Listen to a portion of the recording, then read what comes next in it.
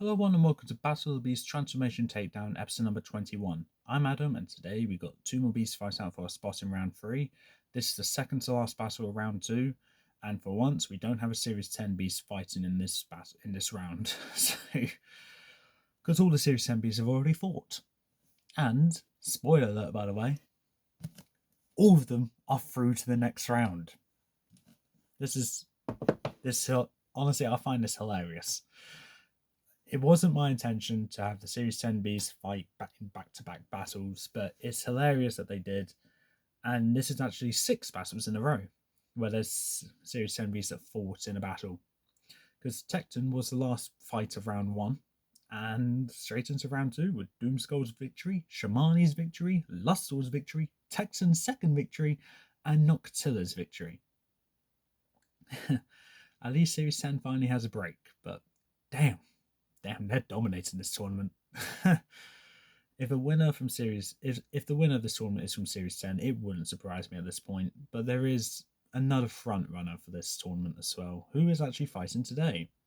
Representing Series 13, the Warrior's Road, the killer of Zirkon the Shapestealer from round 1, we have Koba, Ghoul of the Shadows, versus his opponent, the killer of Solix the Deadly Swarm back in round 1, we have Series 30, the Shapeshifters representative, Leptika, the Nocturnal Nightmare. So with these two beasts, I would say this is probably one of my favourite matchups of this round, because, yeah, it may seem obvious, but ultimately though, Leptika does have some good abilities under her belt, and I have so many ideas for what I want to do for this fight. So I only had it this late in the round because I have the ideas for it, and I feel like this is worthy of being the penultimate fight of this round. So with that, let's get to the stats and learn more about these beasts. Koba, Ghoul of the Shadows. At the end of the Warrior's Road, Tom encountered this terrifying shapeshifter. His true form is of a muscular genie-like beast with huge clawed hands, but this ghoul delights in changing into other forms to weaken the resolve of heroes and adventurers who cross his path. Age 400, power 280, magic level 184, fright factor 93, size 140. Powers and abilities, shapeshifting. In this tournament, he can only shapeshift into beasts that he's encountered before. So his transformation arsenal, let's say, is Kamar the Faceless Beast and Sultra the Stone Charmer from the Old Generation tournament. We have Krokol the Father of Fear, Cressa the Winged Terror, and Skrar the Night Scavenger from the All Generation tournament. And quite recently, we have Zirkon the Shapestealer from this tournament. So 6 beasts he can transform into, plus himself. So quite a diverse arsenal here. He also has the ability to change the environment around him. That was a self-given ability for this tournament. So yeah. Other abilities include memory reading and ability replication. This ability replication is from the beasts that he can transform into, so he can take their abilities as well. Natural weaponry, limited levitation, master deceiver, fear and doubt empowerment. Koba grows stronger through other beasts' fear and doubts. Control of the environment around him. Okay, corruption, he's able to corrupt people, and resurrection, that's banned from the tournament. Equipment, he wields any equipment that he's given from the beast he transforms into. Weaknesses is wound retainment and finger removal. Leptika the Nocturnal Nightmare. This beast does not really have a bio to talk about, so unfortunately this is a very short stats department video, part for her. Yes. The abilities she has is Flight, Natural Weaponry, Enhanced Speed, and Hypnosis. This is pretty much all I can really say. So, moving on. Okay, so with that, we've done the stats department on Koba, Ghoul of the Shadows, and Leptika the Nocturnal Nightmare. And with that, the battlefield is going to be the Fallen Kingdom Arena, and let's get into this. So as the chamber doors open, Leptika bursts through the sky exit and roars into the arena, just shaking, well, let's say amping up the crowd. And as Leptika stares to the other end of the arena, She's greeted by not a beast, but tons of web being shot out through the sky exit that curls round over the arena, almost like a dome of sorts. Leptika realizes that, okay, the arena's been restricted to a height limit, and out of the other end of the arena, Leptika flies to the highest point of the arena on the highest building and stares down at the chamber where the web came from, and out comes Kamar, the faceless beast. A whip made of web comes lunging straight towards her. Leptika dodges it and uses her claws and slices right through it, staring at this beast who she's trying to hypnotize, try and make direct eye contact. As Kamar just lifts up her hair to reveal her face, Leptika is in shock to see there's no eye sockets on this beast. And realizing that hypnosis isn't going to work on this beast, she lunges for Kamar, only for when Leptika collides with Kamar, she's greeted by a swarm of Stabias just flying around her, and as she turns round, the full form of Cress is shown, roaring in her face. Leptika, thinking nothing of it though, not showing any fear, charges straight towards the swarm and slices right through it, but only a gap emerged from where she sliced and is immediately filled in. The Stabias then swirl into a crowd of red smoke, and out comes Koba, laughing maniacally. Koba then says the following: "You are so out of your depth, it's not even funny. You stand no chance against me, the lord of this tournament." Leptika, thinking nothing of it though, tries to hypnotize Koba, but Koba, not looking straight into her eyes, seems to know better. Koba then immediately transforms into Sultra, commanding a whip, and whips it straight towards Leptika. Leptika, having good reactions, slices right through the whip, and recognizing the sound, realizes that this must be a siren. Knowing not to fall for any tricks, though, Leptika keeps her head down as mist and fog continues to envelop both her and Sultra. Leptika takes to the sky, flaps her wings to dissipate the fog, swoops down to the ground, and lunges straight towards Sultra, lifting up her claws and slashes right through her cloak, slashing right through her skeletal body. Sultra roars in pain over this, screaming almost, before changing into Zircon. Zircon stands there with wounds retained from Sultra, large slashes across his torso. Leptika stares at this beast, seeing in absolute shock and horror that those wounds begin to heal. As the wounds are healing, Zircon is just laughing maniacally, knowing Leptika's right behind him, just staring at the wounds being healed. Zircon then says,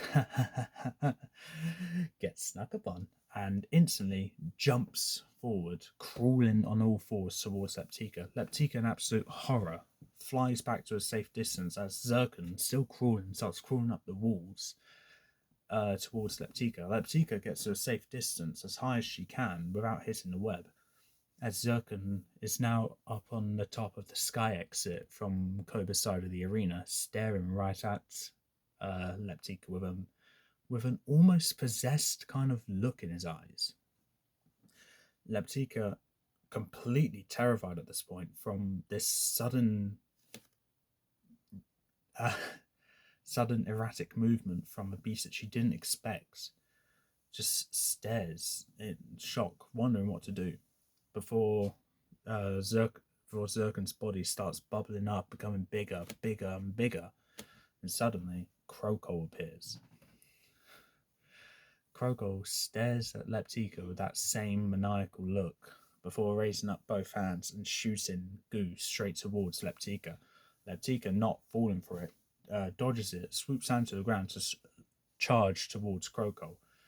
Kroko immediately changes into Cressa for Leptika to fly right through Cressa, and collide into the wall, in which Cressa turns back into Kroko, shoots goo straight towards Leptika's wrists and pins her to the wall of the arena.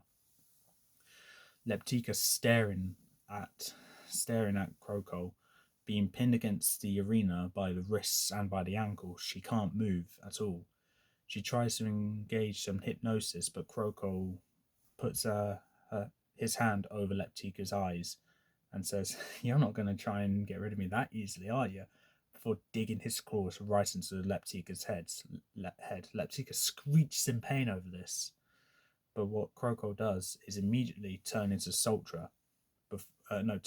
Cressa, before going into swarm mode and going inside of Leptika, causing major discomfort all over Leptika. She's pinned against the wall, not able to do anything, as she's screeching her lungs out, trying to cause discomfort among the beast that's crawling around inside of her. Cressa eventually gets out of Leptika after massacring her insides before turning into Skra and prowling right up to Leptika, lifting one claw, slashes at both her eyes, and then just growling, thinking of what he wants to do to kill Leptika, get the final blow. Koba, not learning from his mistakes in the past tournaments, knows to research these beasts that he's up against. Knowing what Leptika did to Solix, he felt a bit of sympathy for the ant swarm and decides that he's going to avenge a beast which he normally wouldn't even think about avenging. Still disguised as Skra, he bites down into Leptika's left arm and starts sending some heat radiation towards that into the mouth of Skra, causing the insides of Leptika to start bubbling up inside of her.